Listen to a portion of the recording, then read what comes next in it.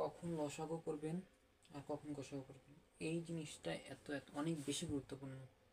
এই জিনিসটা যদি আপনি বুঝতে পারেন তাহলে এমসিকিউর জন্য খুবই খুবই দ্রুত অঙ্ক করতে পারবেন এবং খুবই একদম দেখা যাচ্ছে কয়েক সেকেন্ডের মধ্যে করে ফেলতে পারবেন। তো এখানে আমরা যেটা মনে রাখবো যে কখন লসাগু করতে হয় আর কখন গসাগু করতে হয়, জাস্ট একটা কথা মনে রাখবেন, জাস্ট একটা কথা, যে গসাগু সংখ্যাগুলোকে ভাগ করতে পারে, গসাগু সংখ্যাগুলোকে ভাগ করতে পারে, সংখ্যাগুলো লসাগুকে ভাগ করতে পারে, সংখ্যাগুলো লসাগুকে ভাগ করতে পারে। ঠিক আছে, এই জিনিসটা যদি মনে রাখেন তাহলে সব অঙ্ক খুব দ্রুতই করতে পারে, নিমিশে আর কি। তো এখানে আমরা দেখি যে জিনিসটা আসলে কি, আমরা যেটা বললাম এই যে হচ্ছে গসাগুর মান 6-8-এর গসাগু কি 1 আর 2, এটা কীভাবে হয় সেটা আমরা যদি একটু দেখায়ও দিই তাহলে আপনাদের জন্য বুঝতে সুবিধা হবে আর কি। তো এখানে দেখেন যে এখানে আমরা 2 নিলাম, এখানে হচ্ছে 3, এখানে 4, তাই না? এখন দেখেন তো 3 আর 4কে কি ভাগ করা যায় এমন কোনো মান আছে? নাই তো।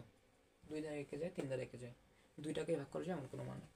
তাহলে আমাদের এখানে গসাগু হচ্ছে কত? আমরা বলছিলাম যে বর্ডারের পাশে যে মানটা থাকবে সেটা কি হবে? গসাগু হবে, আগের ভিডিওতে বলা হয়েছে। তো এখানে যে 2টা আছে আমরা জানি এক যে কোনো কিছুর কি হয়, কি হবে বলুন তো? এক যে কোনো কিছু আমাদের কি হইতে পারে? গুণিতক হইতে পারে, গুণনীয়ক হইতে পারে। ঠিক আছে, এক যে কোনো কিছুর গুণনীয়ক বা গুণিতক হইতে পারে। তো 2 আর 1 একটা, ঠিক আছে, এখানে আমরা ধরবো।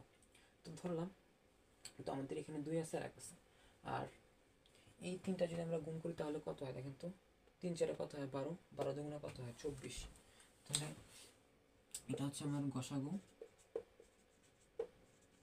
আর লসাগু কি হবে?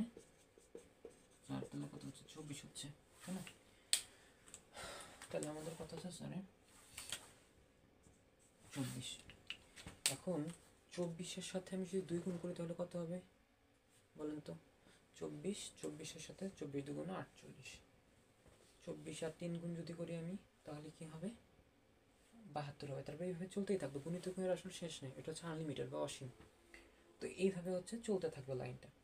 তো এটা এই জন্য আমরা অসীম চিহ্ন দিয়ে বোঝাইছি। তো এখানে দেখেন যে 1 আর 2 দ্বারা কি করা যায়? 6-8কে ভাগ করা যায়। আর 1 আর 2 কি? গসাগু। 1 আর 2 কি?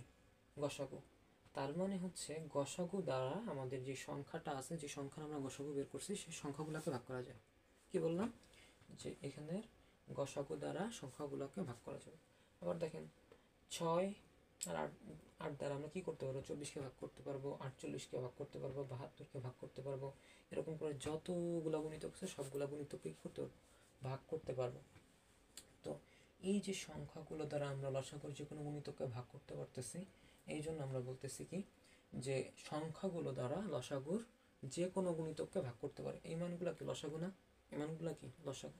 তার মানে সংখ্যাগুলো দ্বারা আমাদের হচ্ছে লসাগুর যে কোনো গুণিতককে কি করতে পারবো? ভাগ করতে পারবো। এই কথাগুলো এখানে লেখা আছে যে গসাগু সংখ্যাগুলোকে ভাগ করতে পারে, তারপর সংখ্যাগুলো লসাগুর যে কোনো গুণিতককে ভাগ করতে পারে। এখানে ভাগ বলতে যেটা বোঝা যায় সেটা হচ্ছে নিঃশেষে বিভাজ্য। তো আশা করি বিষয়টা খুব ভালো মতো ক্লিয়ার হয়েছে। ঠিক আছে, তো সকলকে ধন্যবাদ, আসসালামু আলাইকুম। এবং যারা নতুন আছেন চ্যানেলটা সাবস্ক্রাইব করে দিবেন, লাইক কমেন্ট শেয়ার করে পাশে থাকবেন।